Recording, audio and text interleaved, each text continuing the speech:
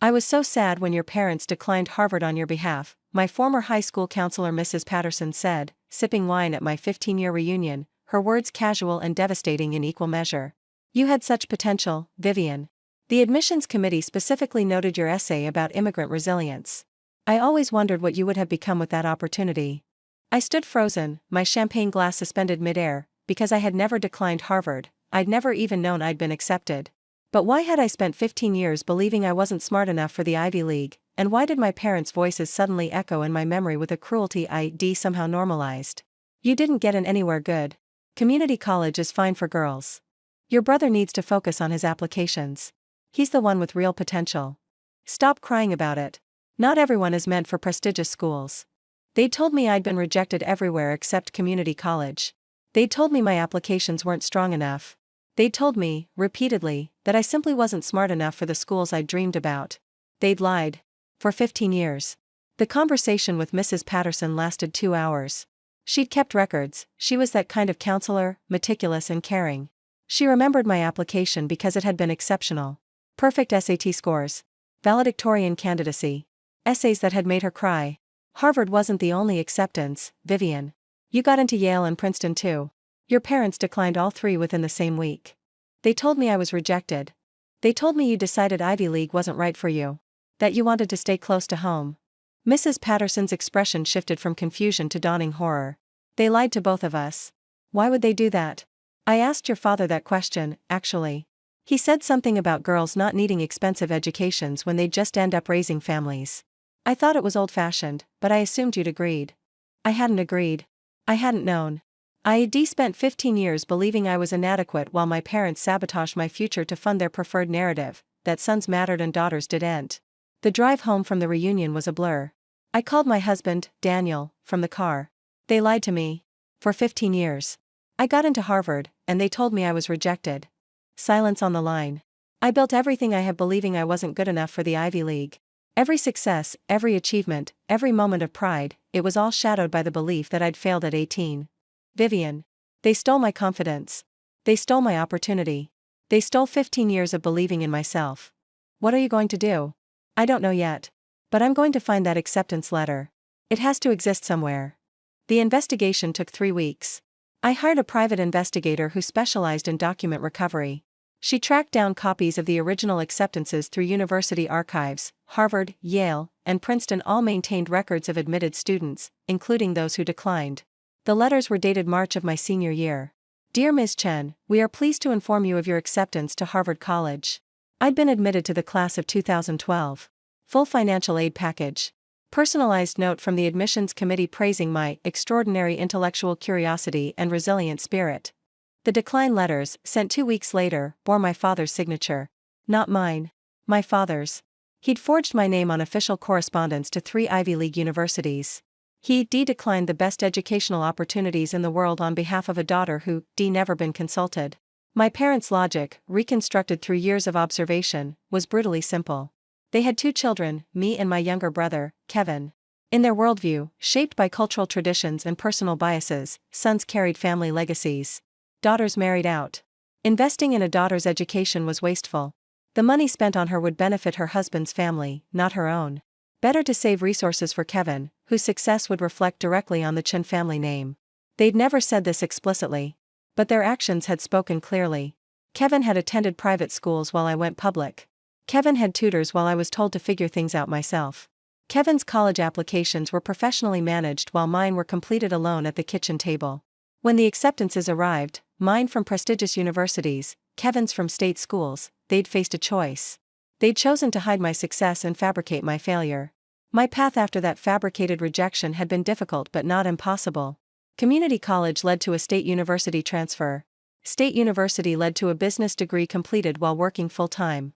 The business degree led to entry-level positions, then promotions, then the entrepreneurial leap that had defined my 30s. IED founded Meridian Analytics at 31, a data consulting firm that had grown to 40 employees and $4 million in annual revenue. I'd built something real, something valuable, something that bore my name and reflected my capabilities. But I'd built it carrying invisible weight. The weight of believing I'd failed at 18. The weight of wondering if I was truly smart enough. The weight of comparing myself to Ivy League graduates and always feeling lesser. That weight had been artificial. My parents had created it to justify their betrayal. The confrontation happened at my parents' house, 3 months after the reunion. I'd waited until I had complete documentation. The original acceptance letters. The decline letters bearing my father's forged signature. The financial aid packages I'd never seen.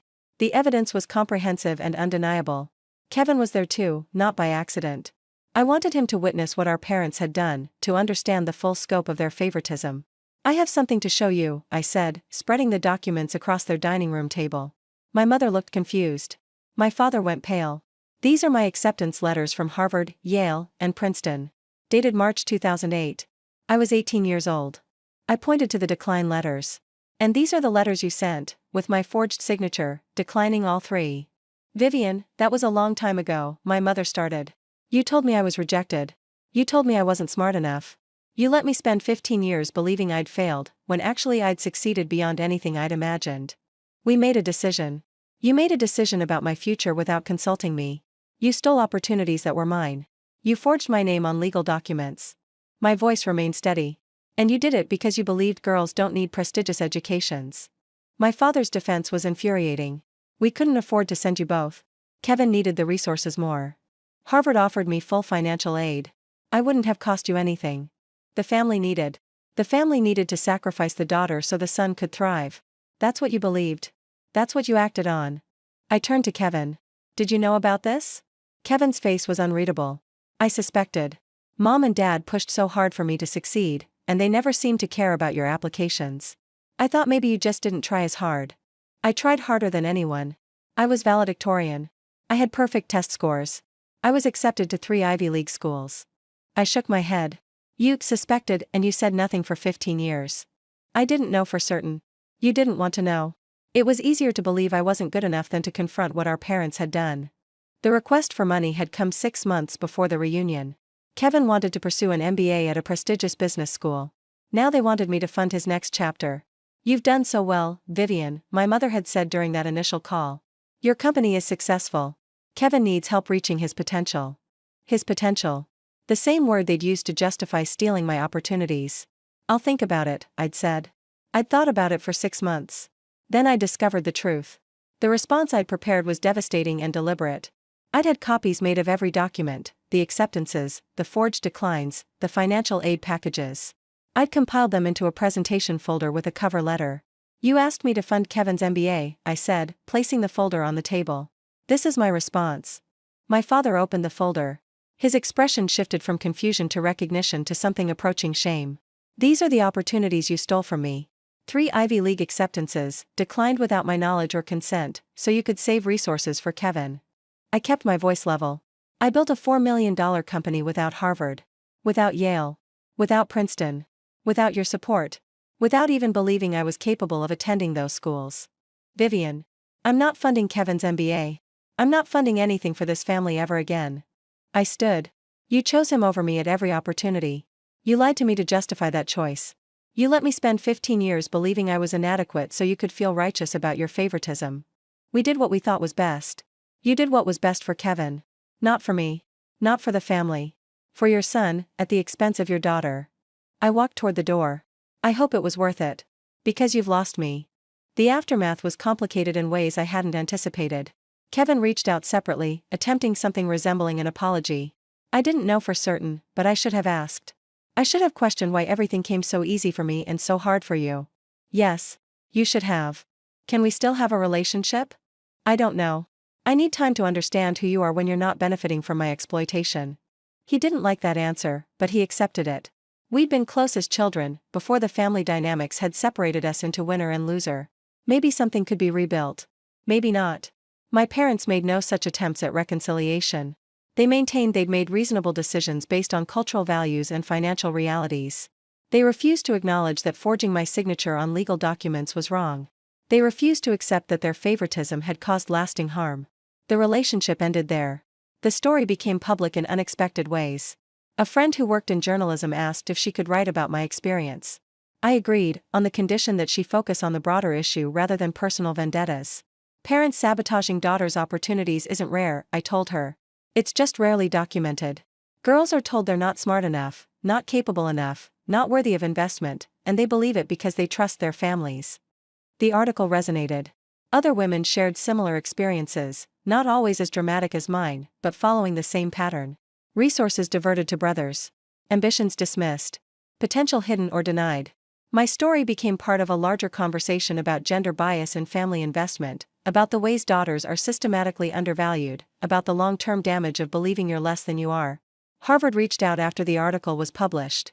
The Alumni Association wanted to know if I'd be interested in speaking at their annual Women's Leadership Conference. The irony was not lost on them. A woman rejected by her family for Harvard acceptance, now invited to address Harvard graduates.